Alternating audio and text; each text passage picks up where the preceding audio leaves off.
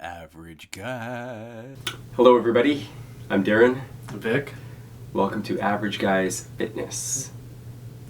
Alright, so what is this, like week 4? This is week 4, Yeah. this is week 3 and 4 together. Okay. Mm-hmm. Because we shot week 3 last week, but when we looked at the footage, it was all out of focus because I screwed up. Yeah. Because I'm an average cameraman. That's just an average Yeah. guy operating a camera. Mm-hmm. So the footage was out of focus. It was still usable, but we didn't want to put it up. And then we were going to reshoot it last week during the week, but we both felt a little ill. Allergies. I don't know what the hell was going on, but anyway, we were both sick. So we're just going to do week 3 and week 4 together right now. Okay, so your weight for week 3. Do you remember what it was? It's like they're both right around the same. It was like 199, 198. Okay. That kind of range. So I'm down a little bit, but Yeah. yeah. Okay, so my week 3 weight was, I had gone back up to 191, which I was sad about. But now, week 4, I am down to 182. So 9 pounds last week down. Wow. Yeah. Good job. Feeling pretty good. Yeah. So I'm down 4 pounds. 4 pounds Like overall. Overall. Yeah. Okay. Okay. So it's That's a all right. pound a week. That's okay. Not bad. Not bad. That's Yeah. okay. Yeah. Yeah. We only have 9 weeks left though Yeah. to get 30 pounds. So what the big difference for me last week was I went hardcore with my secret weapon. I talked about it in the video, the out of focus video. So there's no context here, but the secret weapon, the not so secret weapon that I decided to use was Tim Ferriss's book, The 4-Hour Body, where he talks about the whole thing about that book is he says that you can lose 20 pounds of fat in 1 month. Okay. With a total of 4 hours of exercise over the course of the month. Okay. And how you do that is with a slow carb diet. So I followed it to the letter last week. Boom, 9 pounds just dropped off me. So just go over like just the basics. So the basics of the slow carb diet, it's very, very simple. You're eating from 3 groups every meal, which is the 3 groups are legumes, protein, and veggies. Preferably cruciferous vegetables, which would be like broccoli and cauliflower. The legumes, he recommends lentils for the fastest fat loss. I was using fava beans and white beans last week, and then I just used chicken. And I was a little bad with the meat because I was using fattier cuts of meat. Like I would use I was using like a rib steak, and then I would use short ribs. But I didn't feel like I was depriving myself at all, and I cut alcohol out all last week because man, 2 weeks ago. A week ago, on Saturday, you and I drank a little too much wine, and I had a bad hangover on the Sunday, and I was like, man, this isn't gonna fly. And I had been drinking a little bit of wine every night during this whole thing, but last week I stopped it all out, and then it helped, right? Okay. I think it definitely helped, although he says that you can have 2 glasses of dry white wine every night if you like, but I just thought I would be better off just cutting it out. Yeah. So what is it about like Tim Ferriss's diet that I think works? So it's like if you look at like the food groups, right? So you're getting your protein. Yeah. So that's like just to jump in, and the other big rule with the slow carb diet is to have 30 grams of protein within 30 minutes of waking up. Okay. And then what that is that starts fat loss for the day. According to him, it seems to be working. So I think with the protein, you're getting like all the building materials for to build muscle and to preserve muscle, right? Okay. Yeah, I don't know the science behind it. Okay. But I want to. And then the vegetables, you're getting your micronutrients. You're getting your minerals and your vitamins. Right. So that's good. And then from the lentils and the legumes, you're getting the carbs and the fiber. Right. And that's good because it's like because it's kind of like with keto or like with like a lot of these kind of like diets, Mhm. like kind of like these crash diets. Mhm. Like a lot of people just go with like just the vegetables and protein, right? Right. But I think like adding the lentils and the beans in, it gives you that those carbs that you need. Yeah. But it's like it's a slow burning carb. Right. So like like your body your blood sugar's not going to go all over the place. Mhm. The fiber, it's going to like release all that energy slowly Mhm. throughout the day. Right. So you're going to be full. Yeah.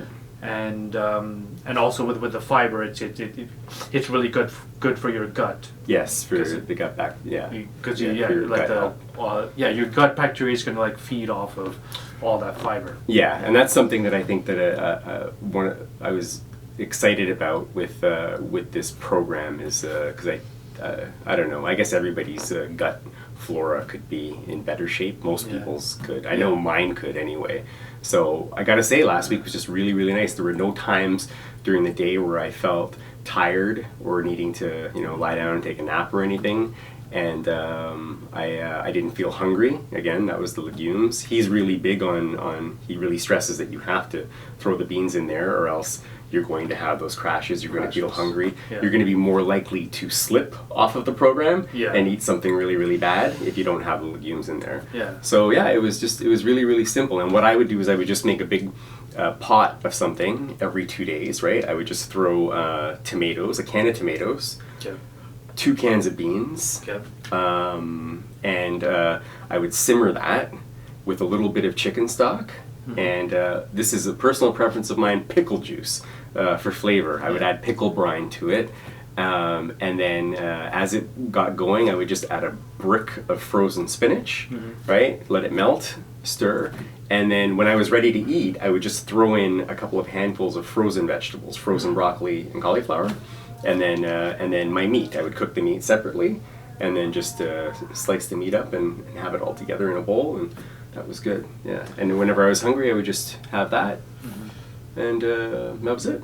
Yeah. Because I think like going without the carbs is kind of tough. Yeah, I've tried to do keto before, and it just doesn't work for me. But if you're eating carbs, but you're eating like the best quality carbs, so like I think like beans, legumes. Beans are just So that they basically really, really nice. Yeah, because you get that slow burn. You can keep your blood sugar steady all day, and that's gonna like help you tackle hunger, right? Right. Yeah. If you don't, I know some people don't like the texture of beans or when you're putting beans in your mouth and chewing them. So one trick you can do is just to add a can of refried beans to that stew concoction, right? So it basically the stuff from the beans is in there, but it's liquefied. So it's an option too. So you weren't hungry? Wasn't hungry at all. No. Okay. In fact, I was like, I would have to remember to eat. And for me, it wasn't that much of a stretch because I'm used to fasting, right? Because I like fasting. So yeah, it was just I would have the protein in the morning. First thing, I'd have a shake, and then a few hours after that. Oh, this is the other thing too. I would have I got one of those for the first time ever, one of those cartons of egg whites. Okay. So I would have 3 egg whites and 2 whole eggs. Okay. And then just make like an omelet. So you're getting like good protein there. Yeah. Okay. And then I would take a spoonful of that concoction I told you about and just put that on the omelet and then eat that. Okay. And then I wouldn't be hungry again until the afternoon. But if I did get peckish, I would just have a little bit more and that would be good. All right. I guess this week I got to take notes because like Darren's kicking my butt in 10 terms pounds. of like so he's I'm down down like 10 10 pounds. so I'm far. only done like 4 pounds, so I got to like step up my game a little bit. And we only have 9 weeks left. 9 weeks left. Yeah. So you gotta lose 26 pounds in 9 weeks. Yeah. I can do it. Well, I mean, according to this, and I feel so stupid because I don't have the dust jacket, but I'll put it up. But yeah, the 4-hour body, 20 pounds I didn't think it would be possible, but he says that if you follow it to the letter, the average is 20 pounds of fat in a month, which is just amazing. That's good. That's good. That was 9 pounds in 1 week, just gone, and I feel different, feel good.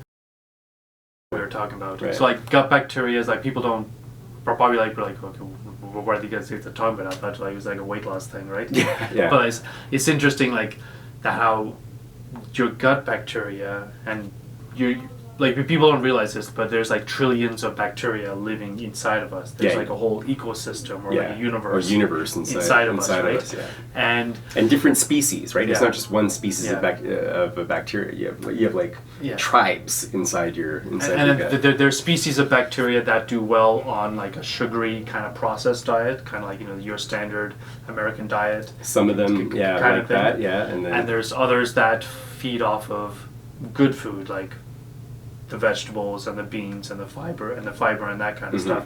And it's kind of what's interesting is like the bacteria that feeds off of all the sugar and the processed food, they tend to push out all the other species. Yeah. So it's like if you're eating a diet that's almost exclusively processed food, you're gonna have bacteria that's not very diverse. No. Yeah. And that bacteria, once it starts to run things, is going to start asking you, like, because there's a connection between your gut and your brain. Yeah. I mean, I think more and more people are starting to realize this, but it is still a surprise for some people. And then that bacteria signals to your brain asking you to send more of that garbage down there. Yeah, that's why people get like, if you're used to eating a lot of junk food, that's why you're getting like all those cravings, because it's like the gut bacteria is like yelling at your brain. Right. Yeah. Feed me. Feed me garbage. Yeah. Feed me garbage. And also from the junk food, your brain's not getting the signal that it's full. Right. So that's why we could talk about leptin. Leptin, right. Yes. Leptin is the other thing. So you have, so this was another life-changing book for us. Actually, you can bring it forward. It might be out of focus there, but if you bring it back here, it should be, anyway, And we'll put it, That's still screen, so The Secret Life of Fat is what that book is called.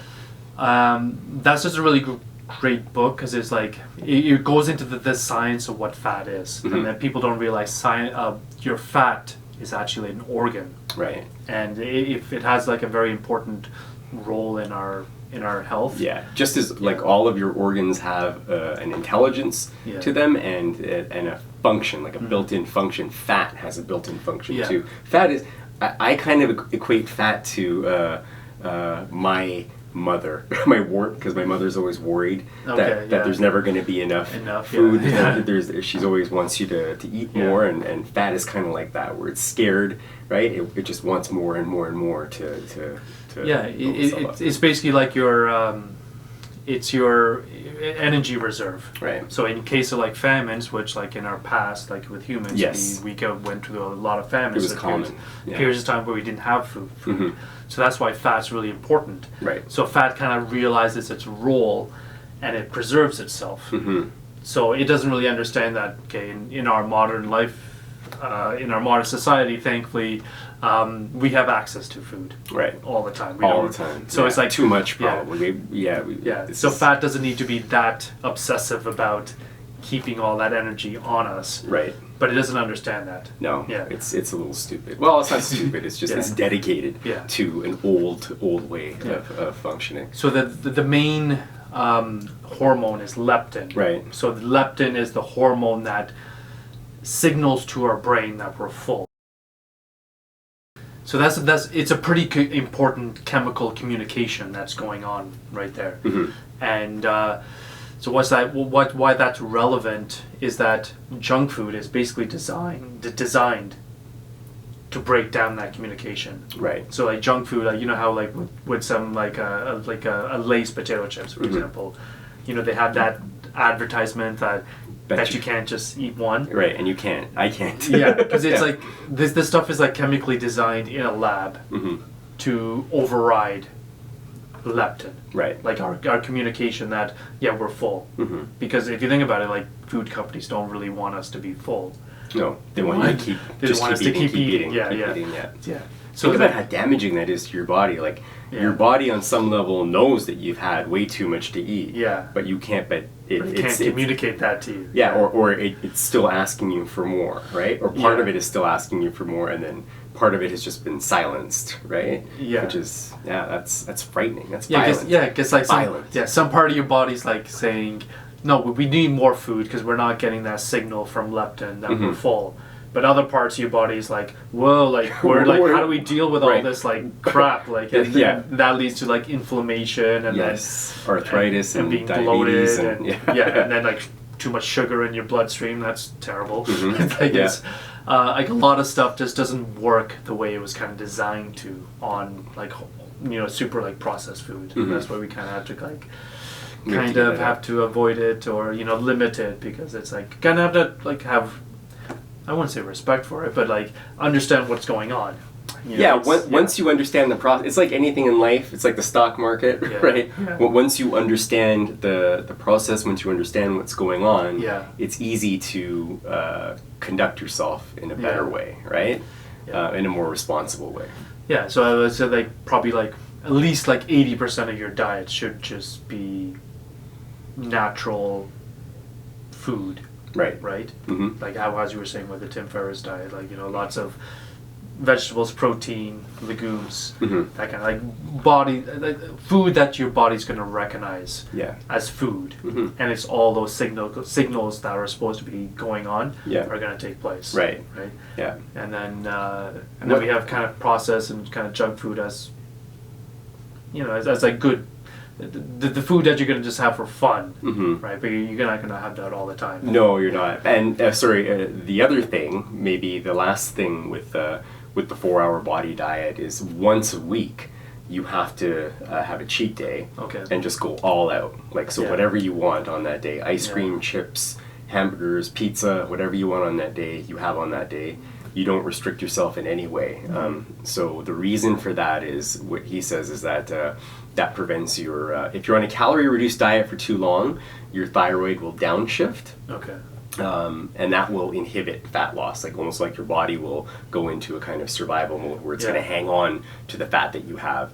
But if you're gorging or eating big once a week, your body recognizes, hey, there's no famine, and I'm going to continue to burn this fat nicely for 6 days out of the week. Yeah, because that's another thing with fat that this book talks about as well. That fat has a way of saying, oh, so I'm only getting, like, let's say, like, just hypothetical, oh, I'm only getting 2,000 calories, so I'll try to function on just 2,000 calories, right? Yeah.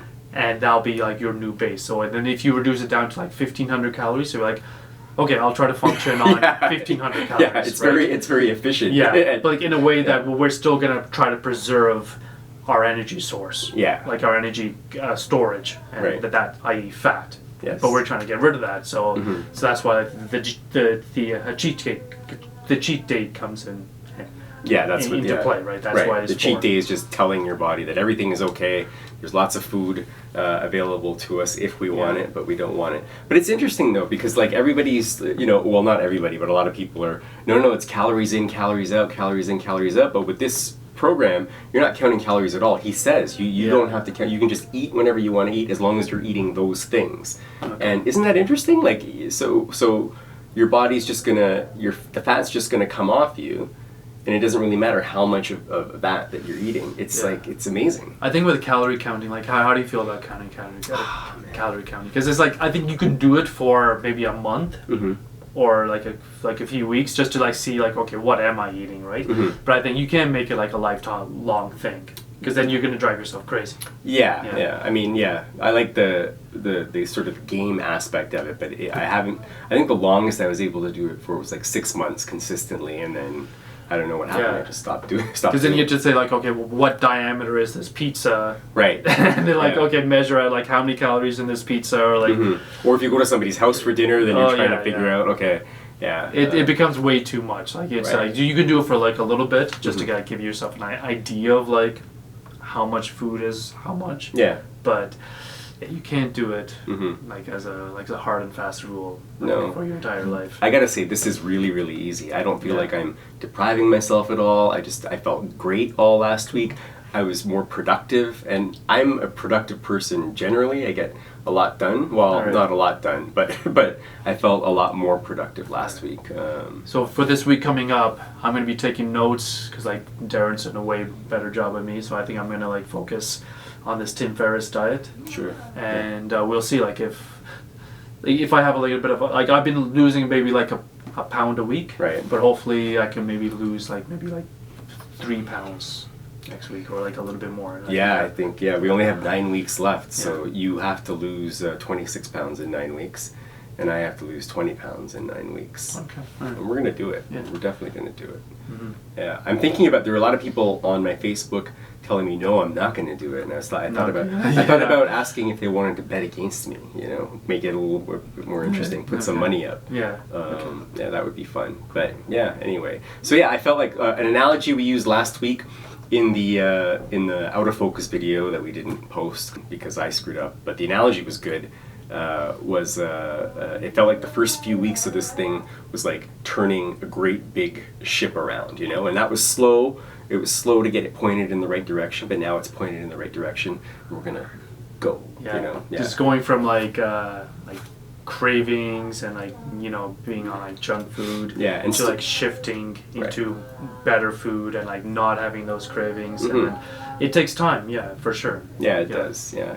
They say 21 days, right, to form new habits. So Okay. we definitely have been doing this for over 21 days so far, right? Yeah, like roughly, yeah. Cool. So there you go. All right. Yeah. So Yeah. All right. So Vic is down 4 pounds. I'm down 10 pounds.